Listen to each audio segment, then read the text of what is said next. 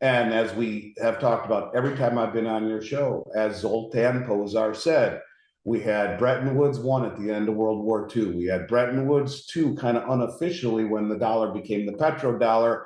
And now we are on the dawn of Bretton Woods-3, which is a system dominated by commodities and transparency. Wednesday, March 29th, 2023, Maneco 64, home of alternative economics and contrarian views. So after about a couple of weeks, I'm speaking with Andy Schectman again. Andy is the co-founder and president of Miles Franklin, one of the premier precious metals dealers in the United States. Andy, welcome to the channel again. Mario, great to be here. Appreciate you having me back. Crazy things are going on, no question about it. So glad to have a chance to talk to you about it.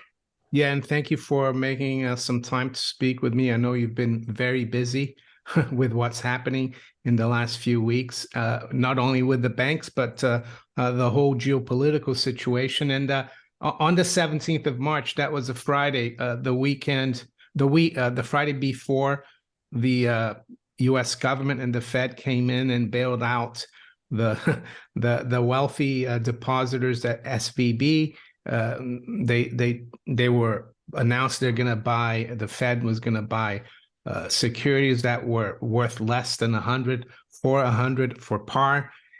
And you said to me that you're seeing, people running to precious metals, that you were very busy because people were scared of what was going to happen to their money in the banks. So after almost a couple of weeks, maybe you can give us an update on what's going on and what you think is going to happen. Certainly. Well, yeah, I remember back in February of 2021 when Silver Squeeze happened. I thought there would never be anything that could rival Silver Squeeze, an environment that really was predicated more upon greed than fear, an environment where let's get the banks, let's get the silver market, just like we did AMC and GameStop, a whole new swath of young, primarily investors, Reddit followers, who turned out to impress me. I had not given enough credit to the young people in this country who really understood things better than most of us in this industry would have thought. And the deluge of business that we witnessed in 2021 during the Silver Squeeze movement and the rise of Wall Street silver at the time was extraordinary. For days, 18 hours a day, fielding nothing but phone calls. But it's very different than what we've seen over the past few weeks. And, when we talk about the bank failures, that's one thing.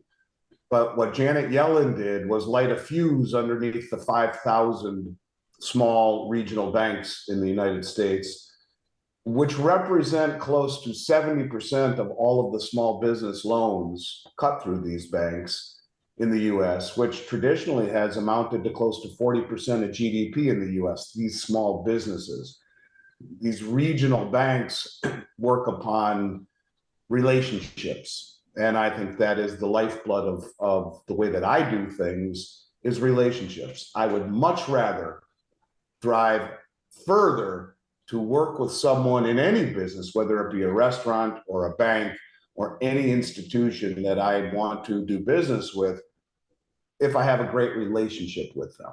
And the old small hardware store versus the Home Depot. And I don't know if they have Home Depots in the UK, but they do certainly here in the US. And there used to be small hardware stores when I was growing up. You go in and they give you popcorn on Fridays, and the shop owner knew your name, even though you were a 12-year-old kid. And if you ever went in there to find something that you needed, they get out from behind the counter and come and help you and give you a hug. I mean, that's the kind of relationship that I think is of yesteryear. We don't see it any longer, but in terms of these regional banks, it still has been in existence, where you walk in the door and they know you by your first name.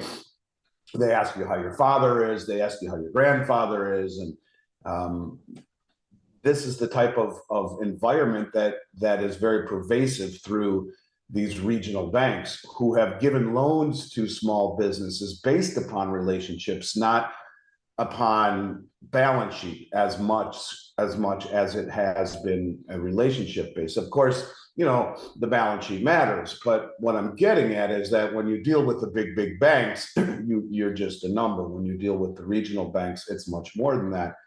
And that's why it has been the lifeblood, or they have been the lifeblood of the small business here in the United States. And I'm sure you covered the conversation between the representative from Oklahoma and Janet Yellen, where she was asked by the representative, Madam Secretary, you bailed out Signature Bank and you bailed out Silicon Valley Bank and their depositors. So I just wanted to underscore that and I'm paraphrasing, that if a depositor in my home state of Oklahoma were to have $5 million in a regional bank and were to see that bank fail, would this depositor be bailed out? And she says no.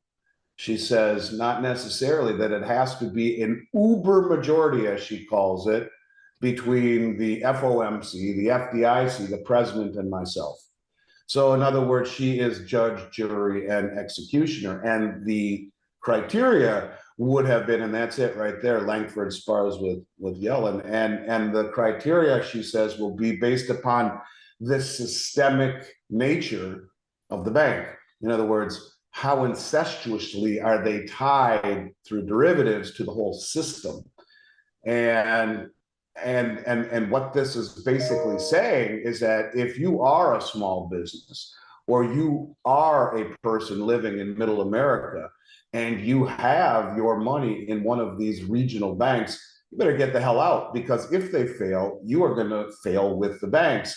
And what does that say? That says you need to move your money into a systemically too big to fail bank, like the big 4 or 5 banks, Morgan Stanley, Wells Fargo, JP Morgan, Citibank, B of A, these kinds of things. They are herding everyone into a pen. And I'll tell you something, honest to God, the amount of fear and concern has poured over me like a hot bath.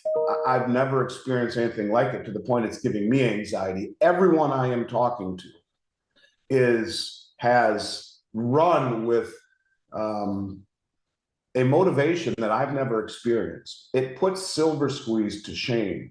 They say we're motivated by greed and by fear. The level of anxiety and the level of fear that the Treasury Secretary has ignited is unlike anything I can really quite explain. And I don't think we've seen anything yet, because the amount of money that is leaving the banks, at least the people that I'm talking to, has pushed our business to a point where we've done 15% of our business last year in 2 weeks. And last year was our largest year ever, to the point where call after call after call after email after inquiry is, I just want my money out of the bank immediately.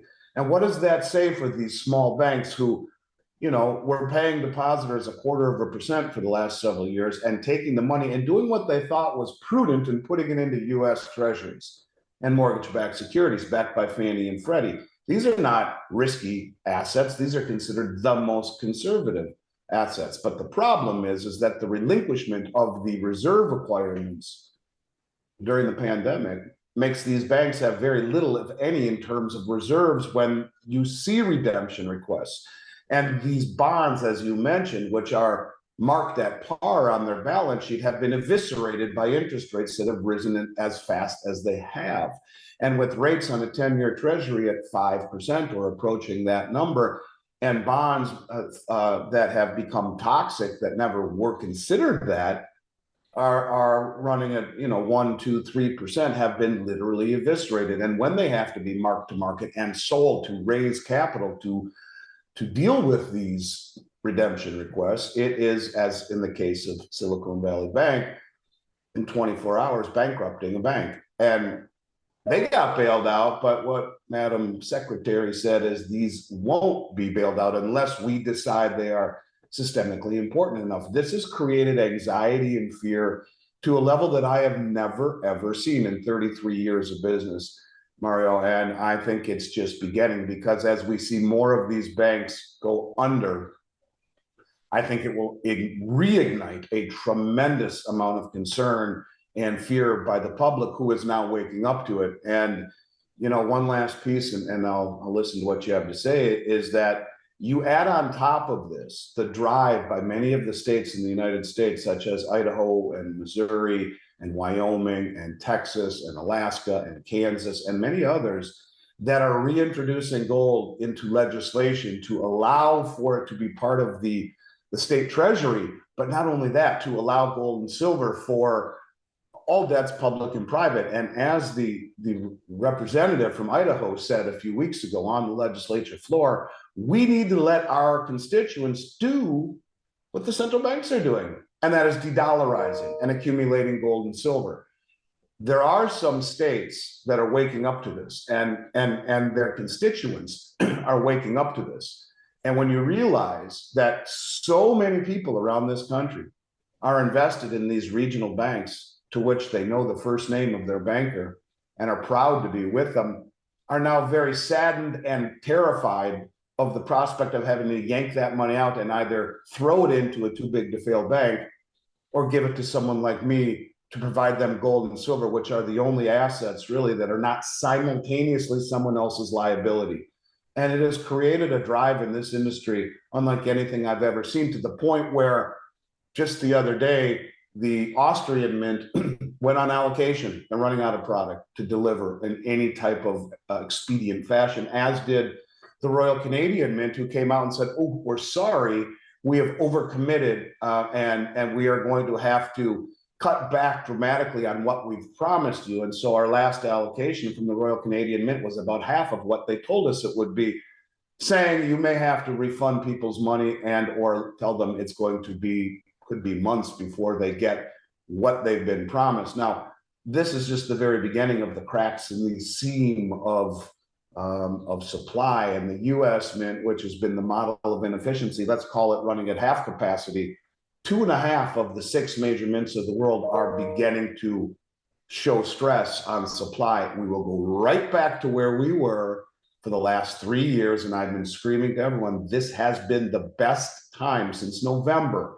since Thanksgiving, of supply and of premium that we've seen in the last over 3 years. And I will tell you that we see this continue. It will define the marketplace. Rising premiums, lengthy delivery delays, and maybe just an inability to source product whatsoever in a timely fashion, because it's a perfect storm. You have an awakening by the mainstream for the first time, who is motivated by anxiety and fear, not greed. They don't care about making money. They want their money out of the system. And as we see more and more states and their constituents wake up to alternatives like metal, and more banks that were once considered a safe place to put it since we were little kids in a piggy bank, realizing that that ain't so true anymore, and an inversion to moving into these massive big banks who have huge derivative portfolios, and the prospects of what that means with the CBDC and all of these things, put it all together, it's the perfect storm in this industry, Mario, and I think it's just the very beginning. Yeah, that's a good point there about people rushing to get their money out of these small regional banks, which is a shame. But I think the Fed's policy also didn't help, of raising rates really sharply and quickly. That took the 10-year yield at the end of 2021 from 1.5 to almost like 4.5%, I think, last year. So what that does to bond prices is that bond prices are inversely related to yields. And I've been reading some of the stuff on the mainstream media, like FT and others. And I do that because you have to know your enemy when you're dealing with them. And I saw an article earlier this week saying that billions are going into money market funds run by JP Morgan, Goldman Sachs, and other Wall Street firms, and that they're going to the safest place, which is money market funds that have treasury treasuries in them. And I thought to myself, how can they say that's the safest when it was the value of treasuries falling so sharply last year that is triggered this banking crisis, and no mention of gold. So that's why I wanted to have you on to talk about how much business you've been doing the last 2 weeks and even prior to that in gold and silver, and whether you think eventually you talked about all the different states trying to bring gold back as an asset, or even silver. I mean, my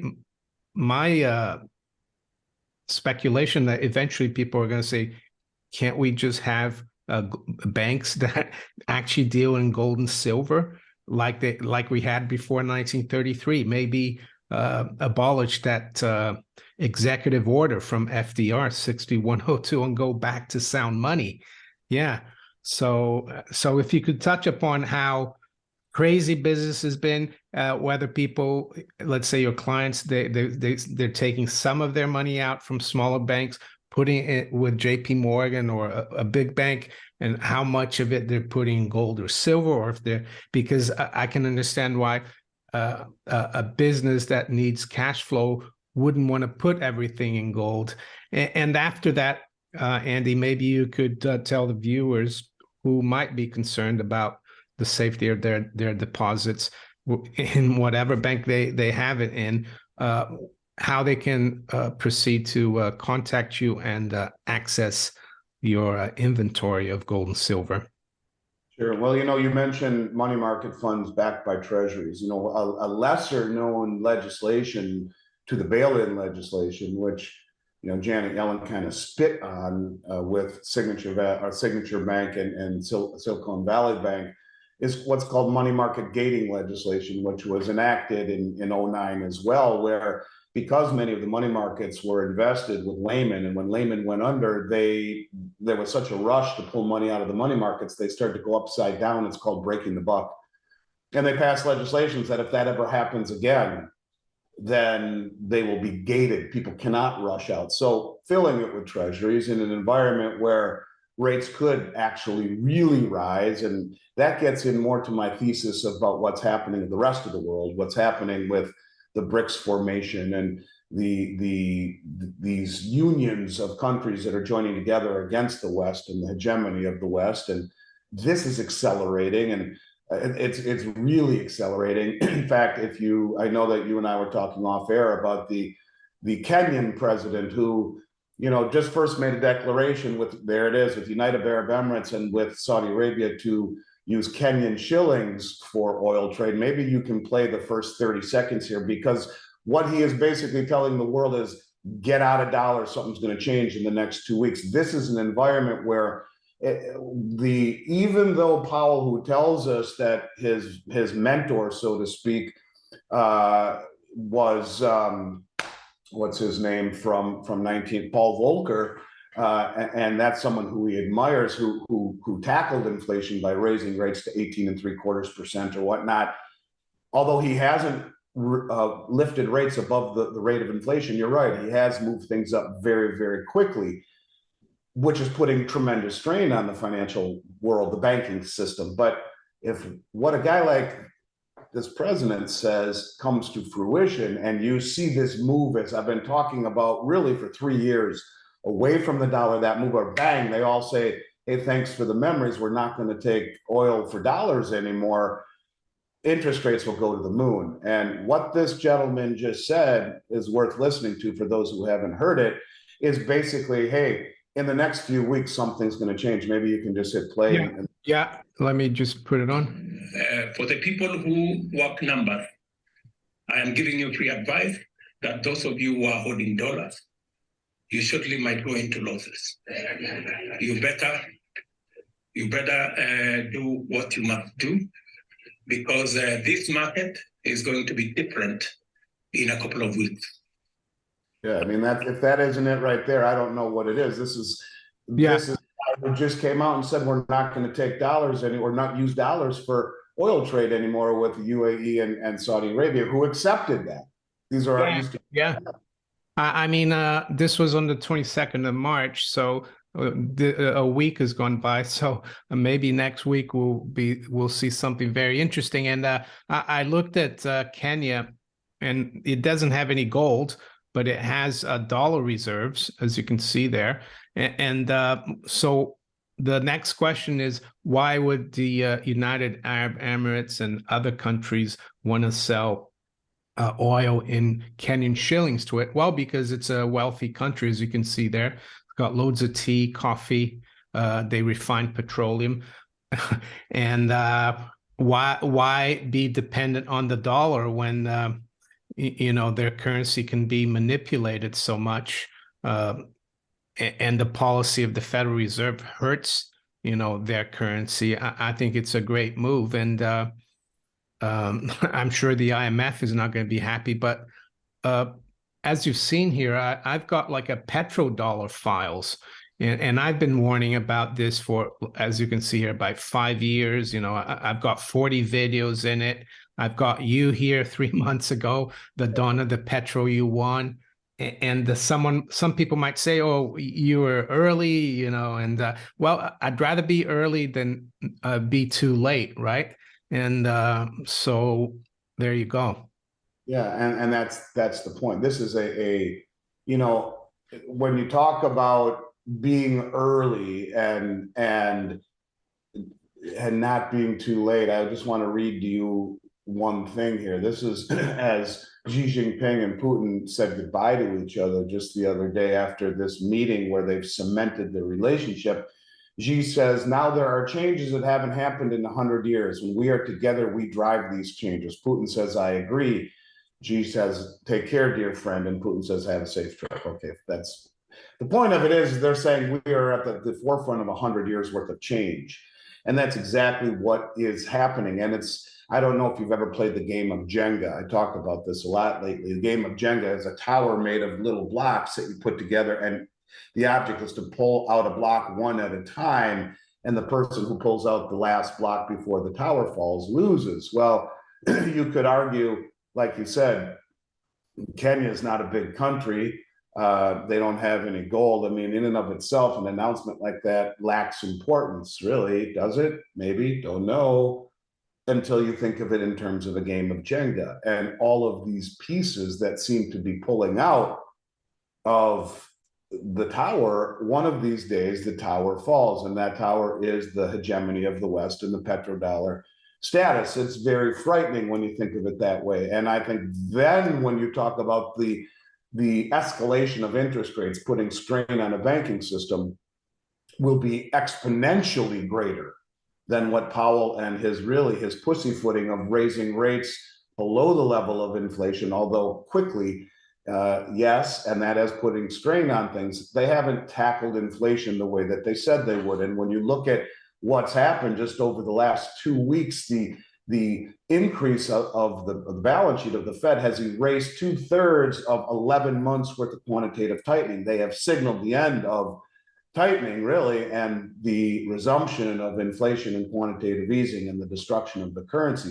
So for these countries, the hell do they want with a dollar that's being eviscerated, treasuries that are being destroyed, and a country that has chosen inflation over austerity, and a country that continues to make blunder after blunder, whether it be inside the country or outside the country? And I think we are losing our credibility if we haven't already completely lost it. And we are losing the good graces of the creditors and the countries who have trusted the dollar and purchased our treasuries and sold us their goods for a dollar that is no longer what it used to represent. This is what is pushing people. For the first time, they are waking up to this. For the first time, it's one thing for us to say, well, the stock market's overvalued and the bond market's overvalued. Better get out, better get out. It's one thing to say that.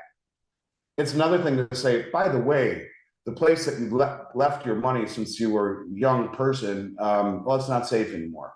And you better get out, and you better go into the banks that everyone's been trying to avoid all of these years because of their derivative exposure, because of the plethora of fines and the billions of dollars of fines that these too big to fail banks have been paying. And we're focusing on things like Credit Suisse and Signature Bank in Silicon Valley. How about the $20 billion rescue that the Fed gave the Swiss Bank Corp, the second biggest bank in the world, a month or two ago? $20 billion that no one's talking about. They missed that one. And they did it not because they wanted to do it, but because the systemic nature of it can pull down the system in a blink of an eye, because they are all tied together through derivatives that no one knows the value based upon a counterparty's ability to make good.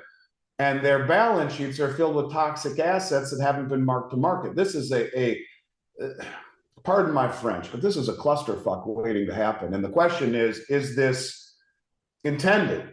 Could they really be that stupid to incite this type of reaction, or is it intended? Are we trying to find a villain?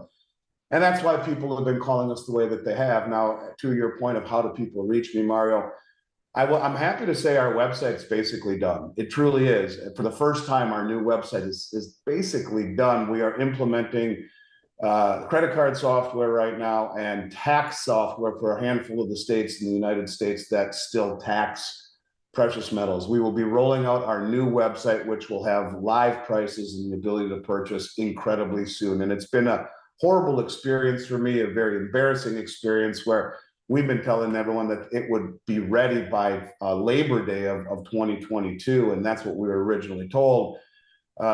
Without going deep into it, there's been a whole bunch of issues where we had to waylay the release of it.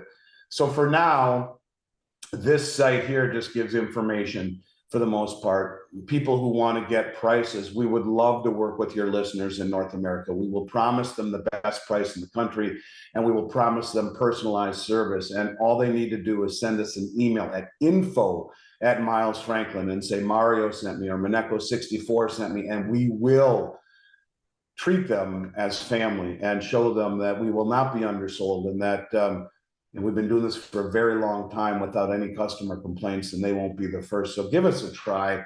I know it's not as convenient as clicking a button, which you'll be able to do soon, but I think you'll be very happy that you gave us a try if indeed you are looking to add to your portfolio as things are becoming harder and harder and harder to get. And give it one more event, to whatever degree you want to call it an event. And I'm telling you, the public in and of itself, which represents, according to Rick Rule up until recently, you take the entire financial matrix from Joe Sixpack to the Harvard Endowment Fund in the United States, representing their assets as 1/2% allocation to metals. That's nothing. It's growing just based upon the last 2 weeks. I can tell you that I'm talking to people who are transitioning their life savings, their IRAs, emptying their bank accounts, who never would have thought about buying precious metals. It's widening. And if we see just a 5% interest in this industry, it's a 10-fold increase in North America, and there will be nothing left. And that's when you're talking about folks in the United Kingdom like you're facing the same type of dilemma that we are here in the States. And the same type of issues and anxiety, as are the people through the whole European Union and the rest of the world. And so we're competing for a very small pool of gold and silver and platinum and whatever it is people want to buy, not just with the folks here on this side of the pond, but where you live and all throughout Europe. And I think people are waking up that fiat currencies right now are not a safe place to be. And certainly the banking system is not a safe place to be. So where do you go at a time when assets have been blown sky high over the last several years through manipulation of interest rates, and the banks aren't even safe? Where do you go? Because as rates continue to rise, asset prices fall. So where do you go? And this is why we've seen such an influx of business over the last couple of weeks to degrees that it's really difficult to comprehend. You could make a movie out of it. In terms of what it's like to see panic that is unabated, and what it manifests in this industry, or how it manifests in this industry. Yeah, I think it's a very good insurance to have some gold and silver outside the system, physical, even if magically they can salvage the whole situation. And I say magically because they've been inflating the system since 1971. And in the last 20, 30 years, they've inflated it with quadrillion of derivatives, a notional amount. So yeah, I personally feel fairly have peace of mind having some gold and silver outside the system. Whether people get 100% of their savings into it or 10% is up to them. But just before I finish, Andy, just wanted to show you this here from Incrementum in Gold We Trust report. And yeah, I mean, it just goes to show, because we hear people saying, oh, you know, prior to 2020, we had low inflation. But if you look at it since 2000, on average, gold has risen 9.3% versus the major currencies every year. To me, that is currency debasement or inflation. And what I could be wrong, but even if I'm wrong, I think gold will and silver will serve a purpose.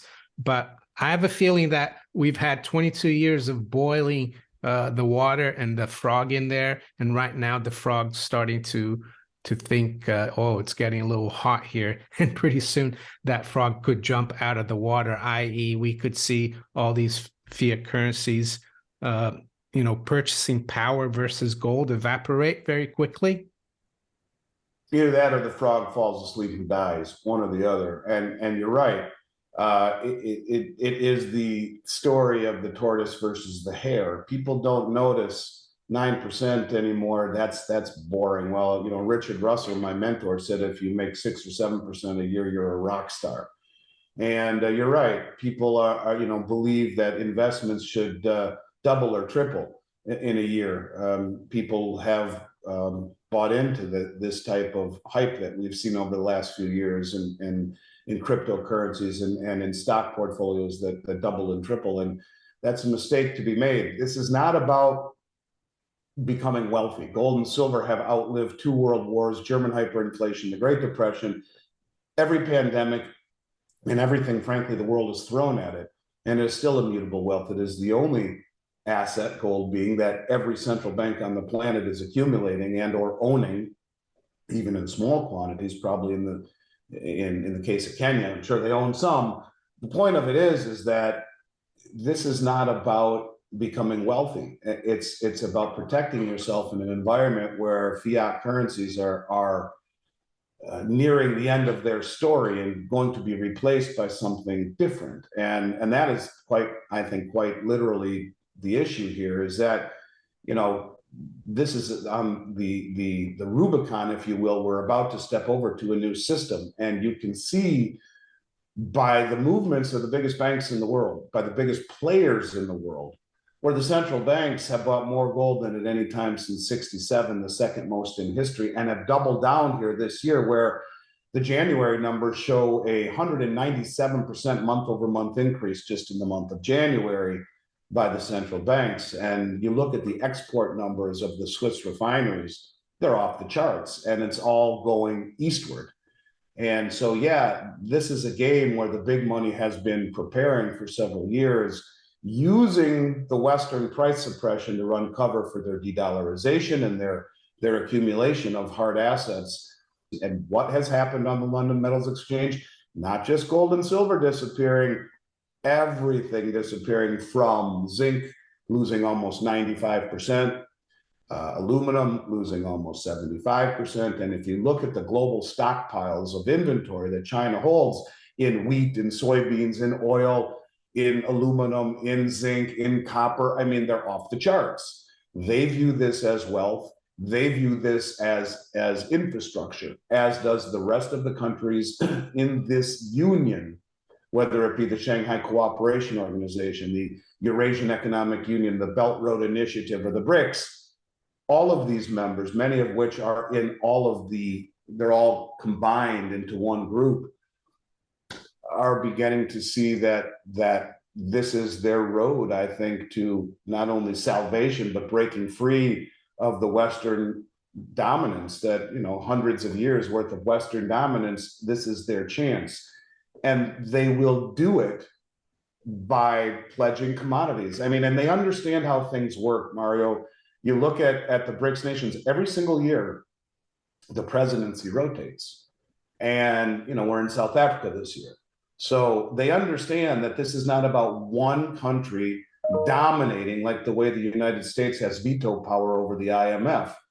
This is every country having equal say at the table, and this is their one shot to do it right. And I think that's what we are seeing. We are seeing a realization by the majority of the world that this is their chance to have what we've had as the world reserve currency. This is their chance to have that style, that standard of living, an increase in industrialization and an increase in the middle class and the good life that we've had courtesy of our foreign creditors and the ability to be the world reserve currency, which we have squandered. This is a big deal to me, and it's a big deal that I've tried my darndest, and I'll continue for the last 3 years to wake people up to this, most of which have no interest in realizing it until something breaks, like we just saw. And it's broken, and it's going to continue to break. And the stupidity of this country is that most of the people in this country think, oh, they fixed it, it's okay. Let's go back to watching football and baseball and drinking beer. That's the problem. They think it's okay until the next leg breaks and the next thing happens, and oh my gosh, what, and the panic. And it's about being prepared and being proactive rather than being completely reactionary, which this time won't save you. Yeah, I mean, we in the West had a system of fairly sound money until 1971, and for the last 50 years, and especially last 25 years, it's been based on what President Putin said, I think last year at this SPIEF conference. He said mythical values. I think this current crisis and what you said is the advent of this Bretton Woods 3 based on real goods, commodities. Hopefully it will wake people up in the West, and I think it will. It will be a little bit too late for many, but hopefully you guys that have been watching my channel and also have been listening to Andy on other channels throughout the years, you will be well protected. And Andy, thank you for your time, and I wish you a good rest of the week. And don't work too hard. Try to get more than 4 hours of sleep. I will indeed. Well, actually, I've had a trip planned with my son to go skiing in Colorado. I'm leaving tomorrow, so I think I'll be working overtime here tonight. I want to just leave you and your listeners with one thing, and I'm sure you've covered this too. Normally I watch just about everything you put out, but working 18 hours a day for the last 2 weeks has been hard for me to keep track of what's going on. But I want people to understand the significance of what's happening. And there is no greater significance than in the big boy in the room, the adult in the room, China brokering a peace deal between Saudi Arabia and Iran. This is a big deal. These are Sunni and Shiite countries that have hated each other for centuries, but are now putting embassies in each other's countries. They are reconciling. They are making peace over mutual beneficial alignment against my enemy's enemy. So now you're my friend. And people need to understand that when you see things like this happening, where the West arguably has fostered the discontent, the malcontent, the fighting, is now being brought together by the Chinese and the Russians and bringing these countries together, uniting in a common interest and a common goal. And this is no small deal. And this is exactly what is happening. This is the rallying cry. You can only imagine what they really said to each other behind closed doors. This is our chance. Let's not screw it up. Let's just put it all behind us. Let's become friends. Life is better when we don't have to worry about each other with knives at our throats. And we have a bigger enemy to worry about. And let's do this the right way. And when you throw commodities and transparency, a la backing on a distributed ledger, what each country has pledged, even a country like Kenya, who doesn't have gold, but what do they have? They have other things that they could pledge to a new system to be part of the BRICS, to be part of this growing chorus where commodities and transparency give equal footing and equal say in a union where the presidency rotates every year. You can see how they are putting the pieces together masterfully in a way that will allow them to rise to something they probably never thought they'd be able to. So anyways, that's what I'm getting at, Mario. I love you, brother. Thank you for allowing me to come here and chat with you. And you're one of my favorite. I love being here. I hope to come back again real soon because I know the world will throw a lot at us that will be worth talking about. So to you and everyone else out there, I hope you stay well, and I look forward to catching up with you soon. Thank you, Andy, and all the best. Take care, and hopefully we'll speak soon. Look forward to it.